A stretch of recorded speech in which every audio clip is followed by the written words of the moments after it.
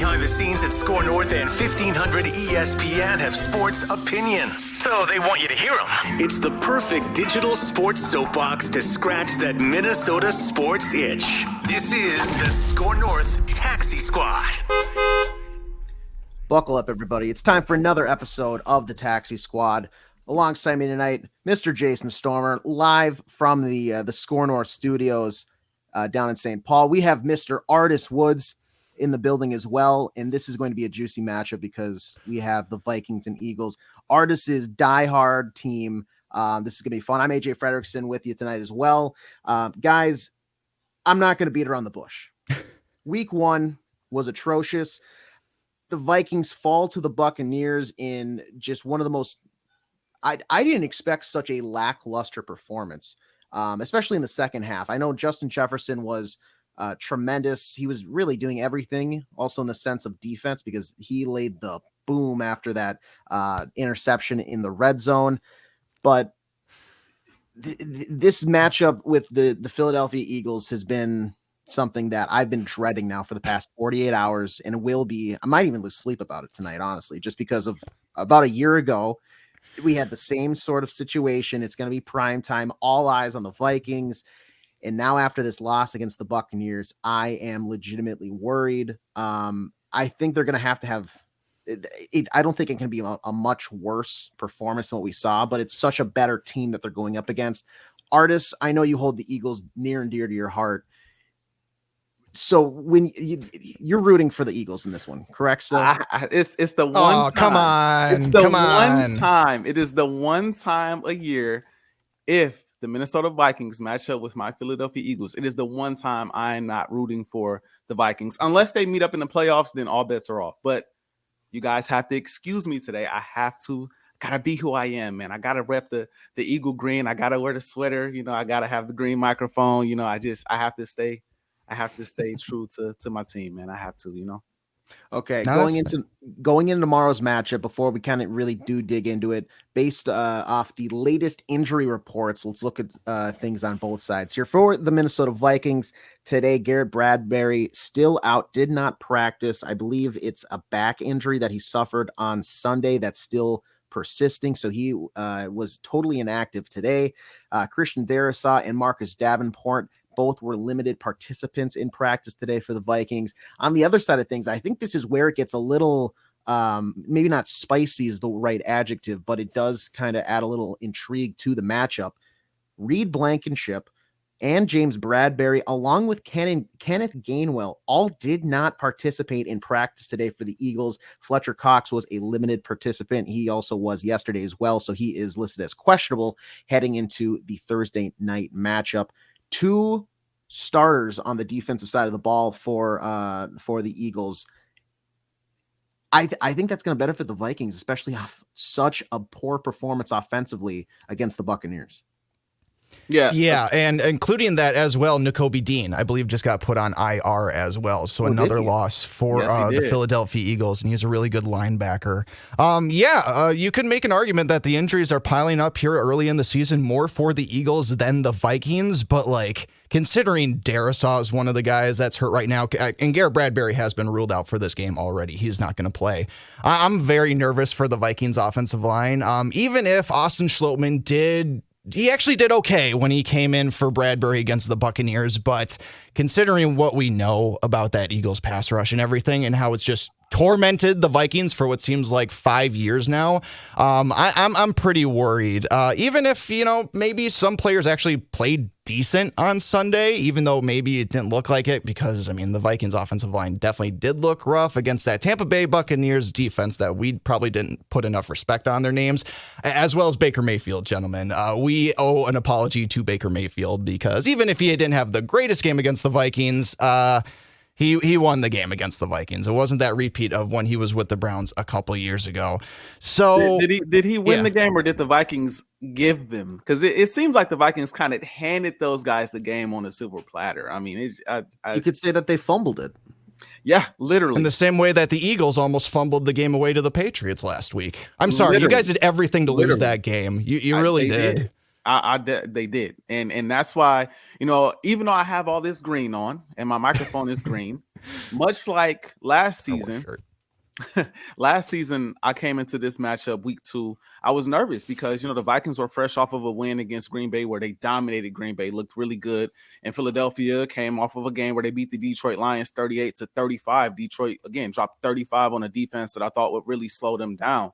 This week, honestly, I'm even more nervous, if I'm being completely honest. The teams are much different than they were last year. Obviously, again, you guys mentioned the injuries that the Eagles have on top of, the players that didn't re-sign with the team. The defense, as we stand today, does not quite look like the defense it was last year. Now, again, it's going into week 2. We'll see how they rebound after having a rough week last week.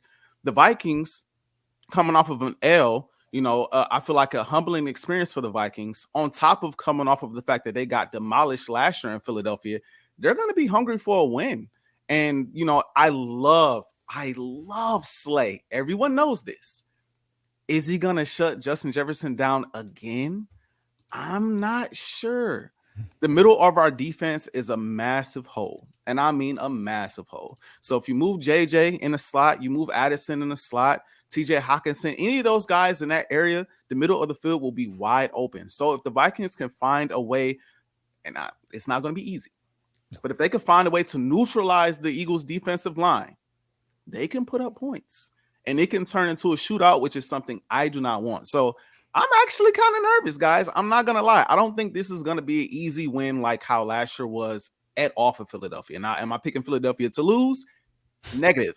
But do I think it's going to be a 24-7 or 31-8 type of game? No, I think this is going to be I don't want to expose the score yet, but a really close game, maybe even down to the wire in Philadelphia. And Artis, you just kind of teased it there. You mentioned Darius Slay, big play Slay. I mean, this guy last season was a nightmare in that game out in Philly against the Vikings. So Artis, I'm going to pose this question first to Jason. It was a big first half on Sunday against the Buccaneers for Justin Jefferson. He ended the day with 9 catches of 150 yards. However, he only had 2 catches in the second half. It was almost like he wasn't even there at times. How confident are you that they're going to get him more involved throughout the entirety of the game tomorrow night out in Philadelphia? Now, I'd feel better. I mean, first of all, Justin Jefferson just putting up a pedestrian 150 is so casual to us Vikings fans that's just so impressive that he can just get to that number and just we're like, yeah, it's another walk in the park for that guy. Obviously, JJ's got to be out for blood in this game because of what happened in the last time they went to Philly last year. Big play Slay, covered him like a blanket. I'm assuming that JJ remembers all that. I'm assuming JJ wants to do something about it. And considering the pouting face that JJ had on the sideline at the end of that game, I mean, I just kind of feel like he's ready to kind of just, explode and maybe have a big game in Philly. If the rest of the team can kind of make up for his lack of production, I'll feel a little bit better if JJ doesn't have a massive game, if he even has less than the yards that he had in week 1. If this means we see more of TJ Hawkinson. I mean, Josh Oliver kind of looked a little bit like tight end 1 against the Buccaneers. I'd like to see more Hawkinson if possible. Obviously, I hyped up KJ Osborne to an insane degree on last week's show. And you know what? I'm still pulling for him. I still want him to have a great season. I got to temper my expectations a little bit. I said I'm hoping for a 1,000-yard season after that first game. I don't think that's going to happen. Not because KJ's not a good wide receiver, but Jordan Addison showed out that game with that touchdown, the 39-yard touchdown pass from Kirk Cousins. By the way, targeting that rookie cornerback for the Buccaneers as well. They went after him, and that was a good thing. Obviously, the rest of the game didn't go well. Geez, it's so hard as a Vikings fan not to just have some form of PTSD when you go into a game like Philly, especially because we're dealing with the exact same thing we did last year. Week 2, primetime game. It's just literally a recycle of last year, so it's hard to purge that memory from your mind as a Vikings fan. But still, like Artis said, the Eagles made a ton of mistakes against the Patriots. And the Patriots, they're not pushovers. As long as Bill Belichick is there, they're going to put up a fight. The whole season, I don't know how well that's going to go. But the Eagles just made some sloppy plays at the end of that game. Now, The comeback, though, is that the Eagles put themselves in a position at the beginning of the game to have a big lead, gave themselves a little cushion, and that's ultimately why they were able to win the game. They gave themselves room to make mistakes. But this is the NFL. You can't make too many mistakes without eventually it costing you, and it almost cost the Eagles. If the 2-point conversion didn't get called for a penalty, I mean, that game would have been tied and would have probably gone into overtime. I think Justin Jefferson will have a good game. I don't think he will completely disappear like he did week 2 last year. Again, I think he's got revenge on his mind. And again, I mean, the secondary for Philadelphia is bruised and beaten with no James Bradbury. All the pressure is going to be on big play Slay. Not that he can't get it done or anything like that, but he's going to be feeling the weight of pretty much having to deal with the most fire that the Vikings can throw at them. So, JJ will be okay. I mean, this has happened before, guys, where JJ's had slow second halves. This has kind of been just a trend of his career. But I don't think, like you guys kind of said, like, it's not really JJ's fault that these things are happening, because obviously he's uber talented and can get it done. It's just the play calling and the quarterback kind of funky when the Vikings are playing from behind. And I think that kind of showed itself on Sunday in the loss to the Buccaneers. But I think JJ will have a good game against the Eagles. I just don't know how good of a game, you know? Yeah, I think again, he's going to have a good game. I think he's going to have a solid game. Like you said, I don't know how great of a game, but if I'm KOC, I'm moving him around in the offense. I'm forcing the Philadelphia Eagles to make Darius Slay, chase him around the field. That's exactly what I'm doing. Again, no James Bradbury on the other end. You got Josh Jobe out there, who's a young cornerback who hasn't seen a lot of regular season action. You got Maddox in the slot. Maddox is a really good corner or a really good slot corner, but he's not Slay. He's not going to necessarily stop Justin Jefferson. So move him around in the offense, because Sean Desai, Eagles defensive coordinator, doesn't necessarily want Slay following him around the entire game. He will prefer him to follow him around probably on crucial third downs, a couple of fourth downs if they go for it. But that's probably not what the Philadelphia Eagles want to do. So force them to do something that they don't want to do. And that opens up the field for guys like Jordan Addison, guys like TJ Hockenson. And again, as much as I hate to say it, the middle of the field will be open. It will be open. So I'm expecting a very solid game from Justin Jefferson. Honestly, I'm expecting an even bigger game from TJ Hockenson. I think this is a TJ Hockenson game. I really do, because if the middle of the field is open, a tight end should feast, right? He's going to do his thing. That's not, Irv Smith Jr. out there who dropped a huge pass last time these two teams played. And that would have, he catches that pass. That's a touchdown last year, and it swings the momentum of the game completely. And so it's a lot of differences between last year and this year. The two teams look completely different. Having Jordan Addison and Hockenson, on the same team is much different than what they had last year, and the Philadelphia Eagles have to combat that. Again, it's going to fall on the Philadelphia Eagles. If they want to win the game, it's going to fall on the defensive line. You got to get constant pressure on Kirk Cousins at the end of the day. That's the only way the Philadelphia Eagles win this game, because if Kirk has time to throw in the pocket, we saw what Mac Jones did last week. Kirk is going to do more, and so it should be interesting. At least he should do more. Answer the question again directly. I think JJ is going to have a solid. I will be shocked, as much as I love Slay, I will be shocked if Slay shuts him down again. That would be bonkers to me. Shifting gears from the receiving game to the running game, we saw our first action of our show's favorite backup turned bell cow, Alexander Mattison. Unfortunately, a lot of Vikings Twitter out there was not in the favor of the bell cow actually coming out to pasture. It was 11 carries for 34 yards on the ground for Alexander Mattison. He had 3 receptions for 10 yards. One of those did result in a touchdown. I might be in the minority here, but I think that the box score isn't going to do him justice there, because there were some runs there. Sure, he did get stuffed, and there was a couple instances where it's just like, darn it, we're asking for a little bit more. But personally, I want to give him some more time, because I think he did pass the eye test to an extent. It wasn't a flying colors. I would say maybe a C+ or a B-, but given the result of the game, I think that does kind of cast a gray light or a bigger shadow just on everybody else's performance. Starting off with you, Artis, because you've been advocating for Alexander Mattison now for so long on this show. What are you expecting out of him? Do you expect him to be a big player against Philly? I know they do have some great run stoppers, and it's always tough when you have a guy like Fletcher Cox, who right now is listed as questionable on the opposing defensive line, but Josh Sweat, Zach Cunningham, it's those guys get in there and they clog those trenches. Yeah, honestly, no, I don't expect much from him this game, because the Vikings offensive line does not look great right now. You got some injuries on our offensive line. And I just think our defensive line is too nice. I think they're really good up front. I think they're going to slow the run down. Now you can open it up a bit, throw a couple screens here, kind of keep us on our toes, which I think you should do, focus on getting the ball out early so it doesn't allow pressure to get home. But as far as the running game, I talked about how I think, Slay shutting down JJ will be a complete shocker. If Alexander Mattison rushes for 100 yards in this game, I would be stunned. I will be stunned. And if he does, they win the game. They win the game at that point. So I don't believe that is going to happen, because I just think the offensive line and the defensive line is such a bad matchup for the Vikings that I think that their game is going to be predicated on throwing the ball and getting it out quick. So I don't think he's going to have much of an impact on the ground this game. Yeah, no, I expect a lot of screen passes from the Vikings, very short yardage throws, a lot of slant routes, that kind of thing, because, even though there's injuries to the Eagles defense right now, it's still a formidable front no matter what. It's got to be better than 11 carries for 34 yards, though, eventually. I'm just going to say that right now. Alexander Mattison is not the reason why we lost to the Buccaneers by any stretch of the imagination. It was the costly turnovers. It was Ed Ingram punching the ball out of Kirk Cousins' hands. I got to take a second about Ed Ingram here, guys.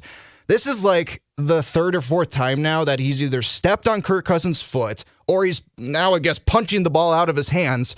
Look, freak plays happen in football. I understand this, but there appears to be a pattern here with this guy getting in his quarterback's way at the worst possible times. I don't know how you fix this kind of thing, because I've never seen a guard just literally step on quarterback's feet like this. And I don't know what you'd have to do at practice to fix this kind of thing. He also had the worst PFF grade out of anybody on our offensive line. So I'm already kind of on Ed Ingram.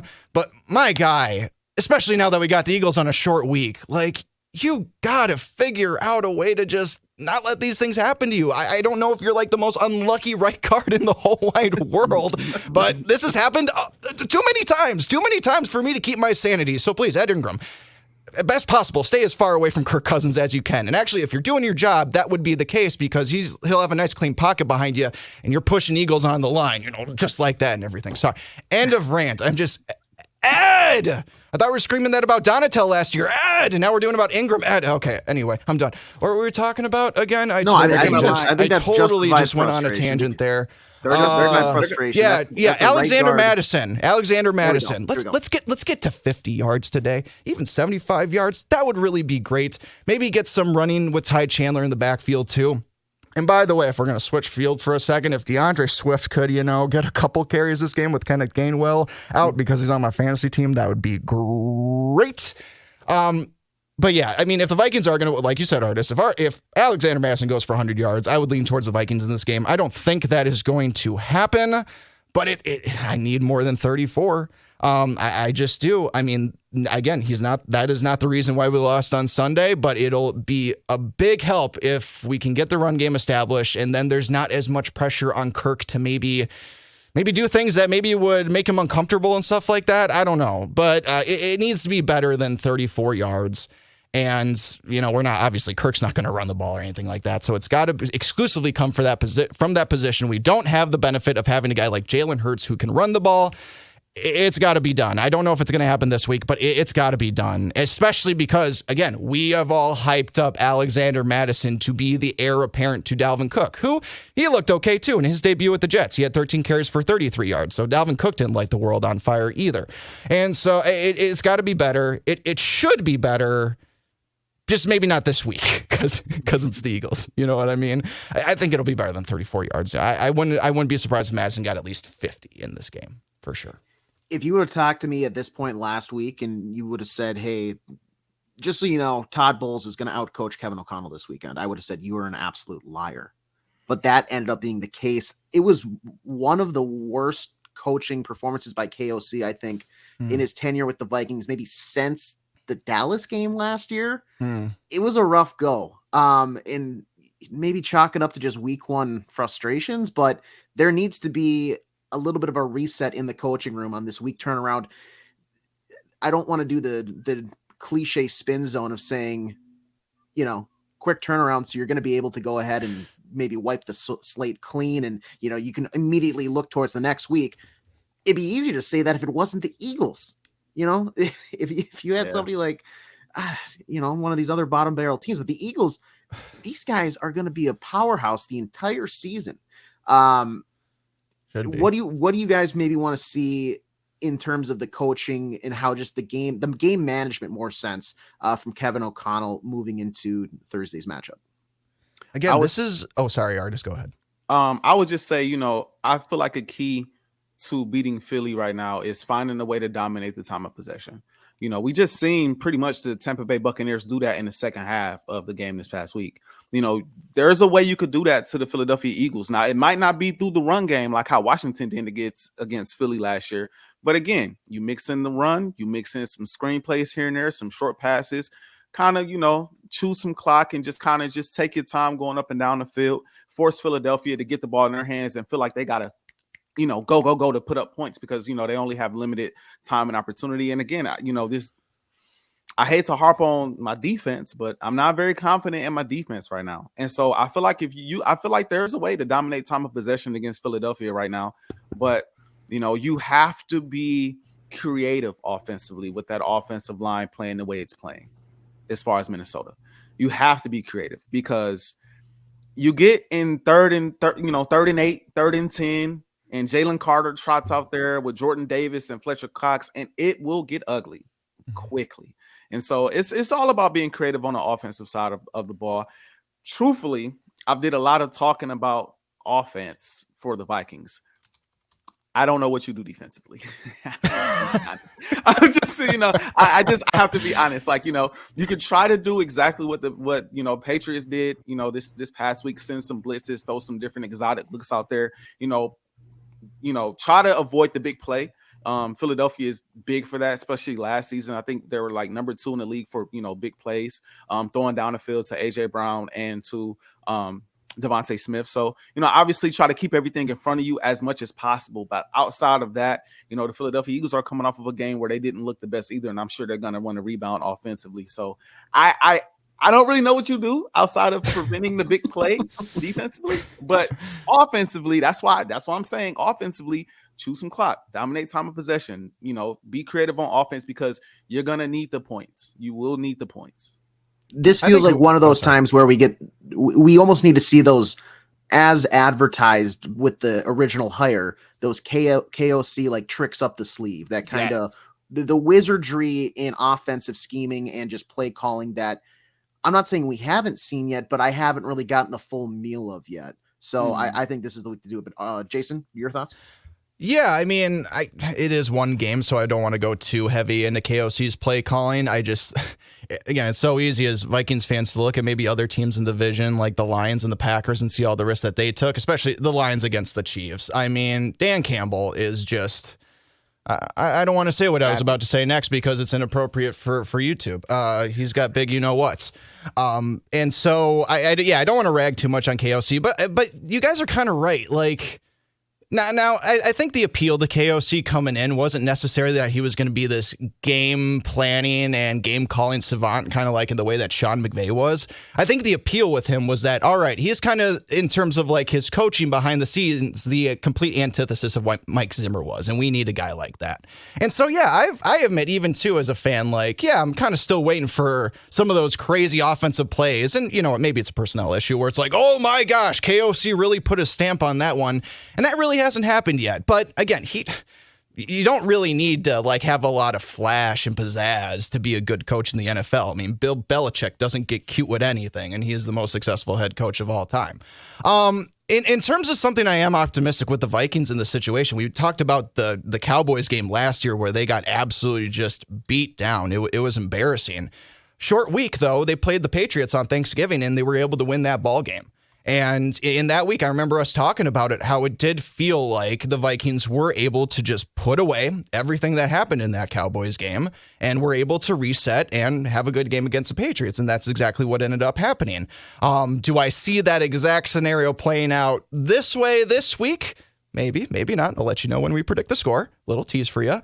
But it's obviously going to be tough. And I know like these are football players and it's not the same players on the team as previous teams, but like, yeah, I'm sure a lot of the Vikings players are hearing all the chatter about the Vikings going back to Philly, and that's going to be on their minds and everything. And it's going to be a mental obstacle that they're going to have to overcome in some capacity. But again, these are multi-million-dollar paid professional football players. Please find a way to overcome any of that kind of stuff. I know it's not easy, but you get paid good bucks to do so. So please do so if you don't mind.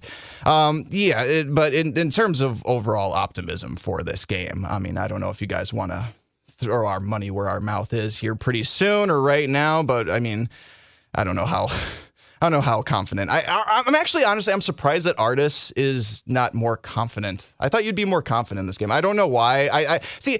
I wanted to come in here like being able to trash talk you and everything, but my team completely sucked week one, and I feel like you're not very optimistic about your team, even though they won. That like I don't know. I feel like there's no fire right now. It kind of bums me out.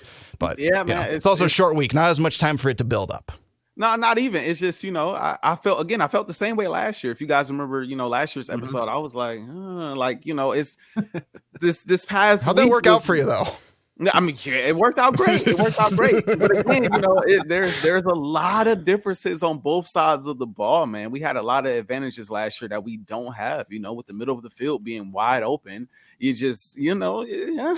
Now I have a lot of confidence in my defensive line, but I'm not sleep on the Vikings coming off of a L and also coming off of getting absolutely trashed last season. I'm not sleep on them and their mental makeup to bounce back and to say we got killed by this team last year. We're not going to let it happen again this year. So. But I don't want to be the first to throw a score out there. I'll let you guys. before we all were wrong last week. I don't think it matters which one of us goes first. Yeah. Before we get to predictions, I did see. I want to say it was Nick Sirianni who had a quote after the Eagles win week one. It was kind of about.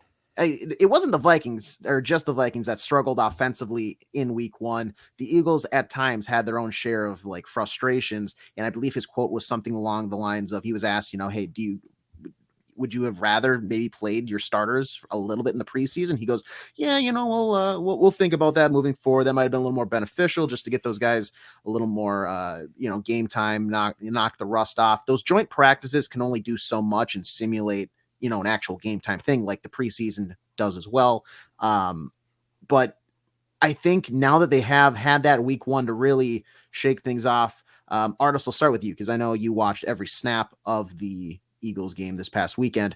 How much trouble is this Vikings defense going to be in? Because they had a tough time at points containing Mike Evans and Chris Godwin with Baker Mayfield throwing them the ball. But now they're ramping it up to Jalen Hurts, AJ Brown, Devontae Smith. I mean, this offense is something else, and they might be missing Kenneth Gainwell given the injury status of him. But with those type of receivers and that quarterback, we know what a mobile quarterback did this Vikings team last year. That being said, Brian Flores at the helm now for the defensive play calling for the Vikings. It's going to be a matchup that I'm going to enjoy watching all day. Maybe at times through closed eyes and I'm watching a horror movie. So it's going to be a nerve-wracking battle there. What are your thoughts, Artis? Again, I don't know how you stop them. I don't know. I think the Patriots had certain matchups that worked in their favor. I think catching the Philadelphia Eagles without any preseason reps, which I want to quickly say, no, don't play your starters in the preseason because if somebody gets hurt, we don't care if we lose week one. We want everyone healthy at the end of the day. But back to the defensive conversation, I think the New England Patriots have certain matchups that they could take advantage of. They had a line that was able to get to Jalen Hurts. Judd was doing his thing at the linebacker position. They drafted a young rookie Gonzalez that was really doing a number on AJ Brown and kind of made life difficult. And so Byron Murphy can kind of mimic a lot of the same things. But as far as the actual as far as the actual secondary coming out and slowing down the Philadelphia Eagles, I'm not sure how that's going to work out.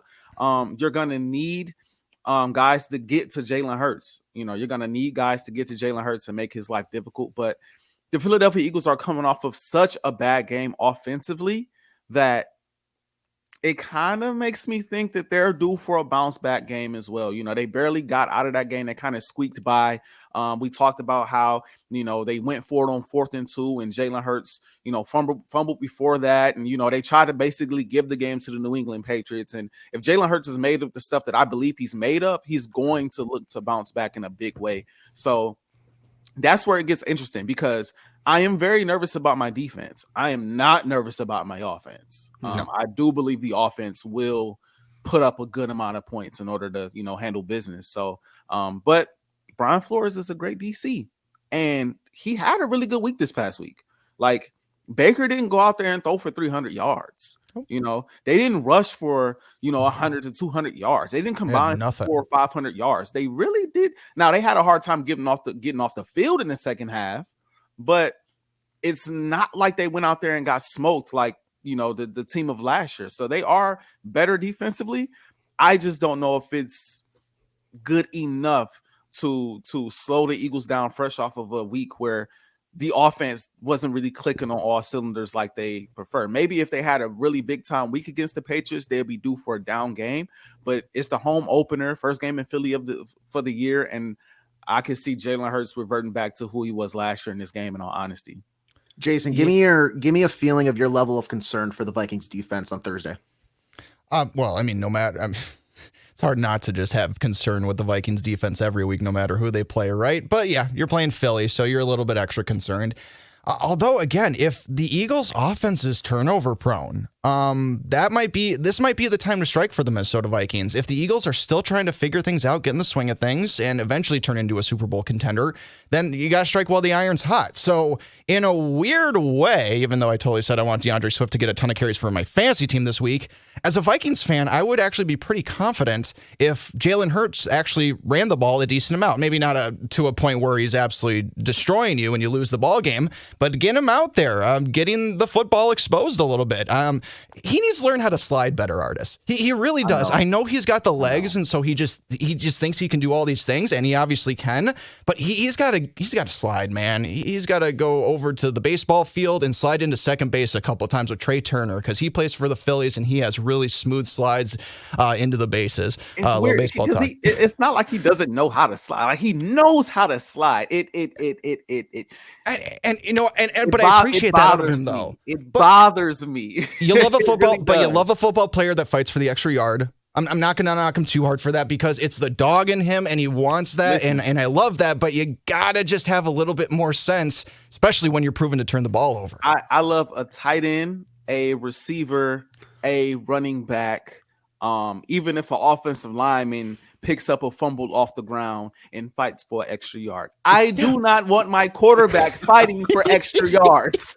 I do not want that. That is the last thing I want. That's how you get blown up, like how he did in the Patriots game. That's how you get blown up, like how he did in the Bears game last year, and had to miss, a lot of this. Well, not a lot, 2 games, this previous season. So I prefer for him to, like you said, slide and not run as much. But, the Philadelphia Eagles also have a new offensive coordinator as well.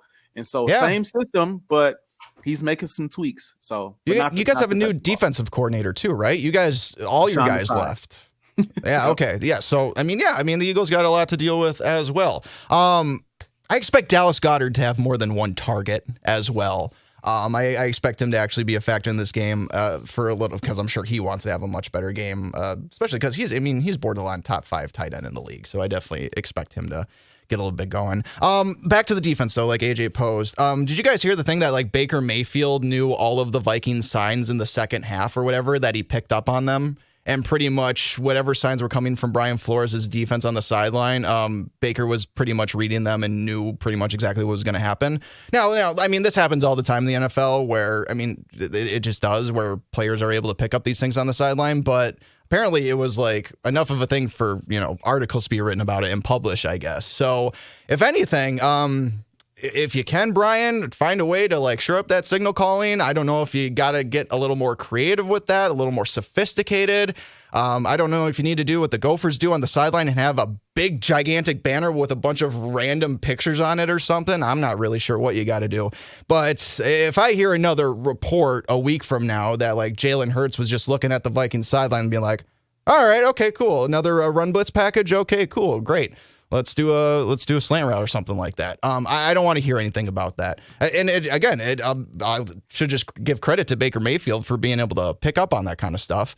But again, it's one game. But if I hear about this in next week and even coming weeks, I might have some issues with just how Brian Flores is communicating things to his defense. Yeah, I mean, look, they gave up less than 100 yards to both Evans and Godwin, not combined, but each of them had less than 100 yards. Rachaad White didn't do anything against this run defense, and that was without Marcus Davenport, who we still don't know if he's going to play. I expect this defense to, in a weird way, even though they're playing the Eagles, to play actually a little bit better. I expect Danielle Hunter, by the way, Danielle Hunter was like in mid-season form already in that first game, had a sack, plenty of pressures, I believe 7 tackles total. He totally just looked like regular old Danielle, and that was awesome. I'm so bummed that Marcus Davenport couldn't play in that game. That would have been a huge deciding factor, I think, ultimately for the Vikings. Just didn't work out. So, yeah, in a weird way, I'm a little bit more confident about the defense going into Philadelphia, which is very weird to say out loud. But yeah, if we need to like get the signal calling just a little shored up, if Baker Mayfield or guys like Baker Mayfield are able to pick up on it that quick and easy. All right, I think we've done enough yapping about what we expect. Let's talk about our predictions for the game heading into the game. As of right now, I should say, it's Wednesday night when we're recording this. Minnesota is currently 6.5-point dogs. The over-under is set at 49.5 points. Jason, we're going to start with you. Walk us through your prediction here. Wait. One last thing before you give this prediction. I don't know if you guys know of this quote from Justin Jefferson, but I wanted to say this before you gave your prediction, Joe. Justin Jefferson via NBC Sports heading into this matchup said, "We definitely have some things that we got to get back at them on. Having lost last year and not having the plays that we wanted to go last year, there's definitely some tension going into this game." Yeah. And Pal, you lost week 1 against the Bucs, and everybody had you favored. There better be some tension going into this game. I'm just saying, even if you have the motivation to get your butt beat back last year, you better find that motivation no matter what. Pal. I'm just saying. I don't know. There's plays apparently that they wanted last year they couldn't get. Not having those plays he wanted last year, so he says there's some tension. Well, so I just want to throw that quote out there before you gave your prediction. Overcome big play slay. I don't know what to tell you, man. I don't know what to tell you.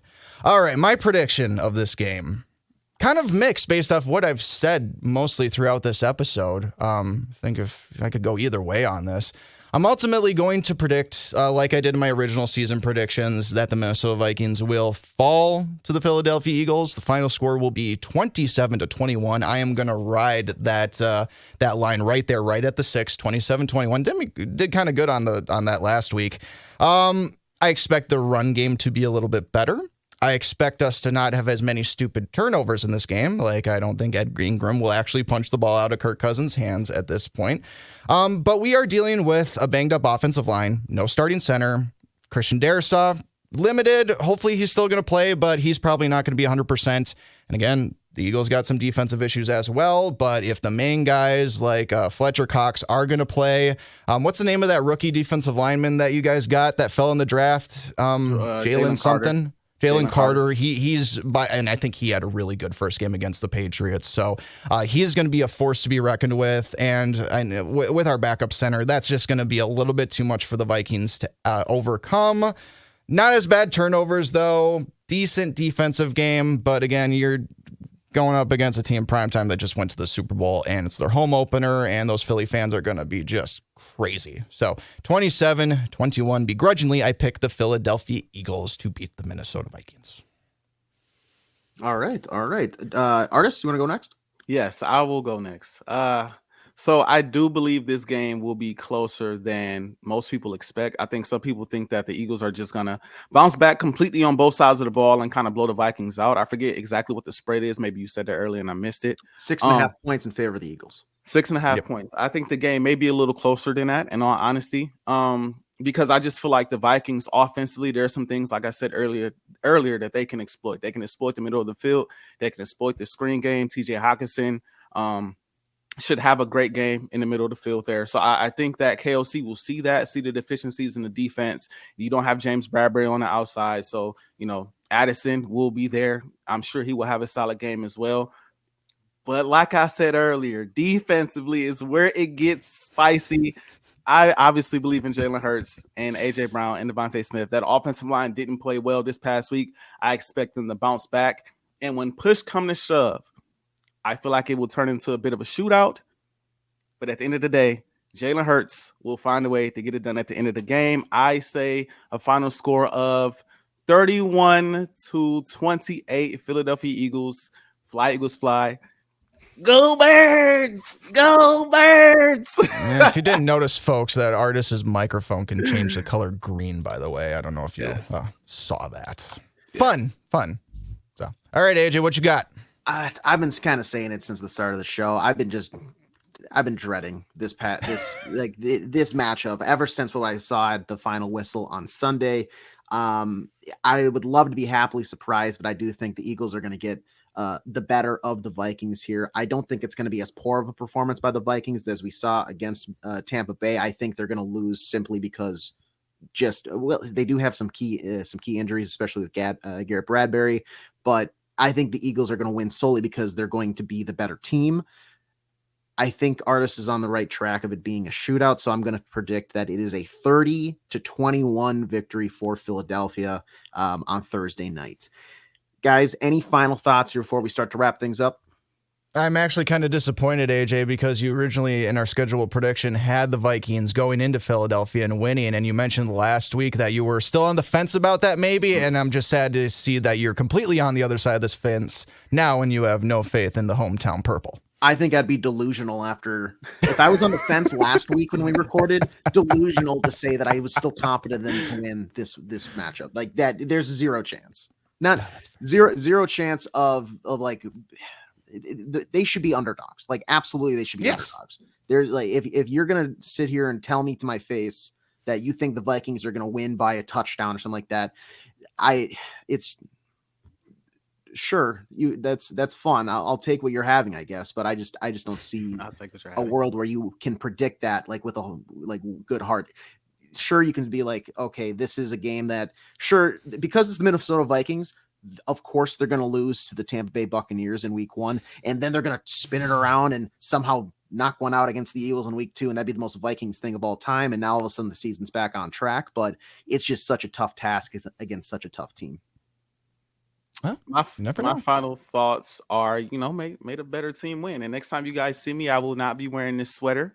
So again, the one time a year that I'm rooting against the Vikings, I'm with y'all every other game. But this Thursday, go Birds. And seriously, who do I have to talk to at the NFL scheduling office do we have to play the Eagles in Philadelphia week 2 every season?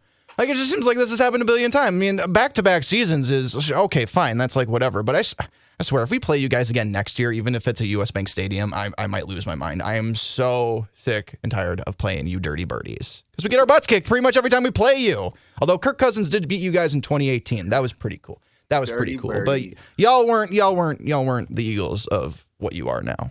You know what I mean? So...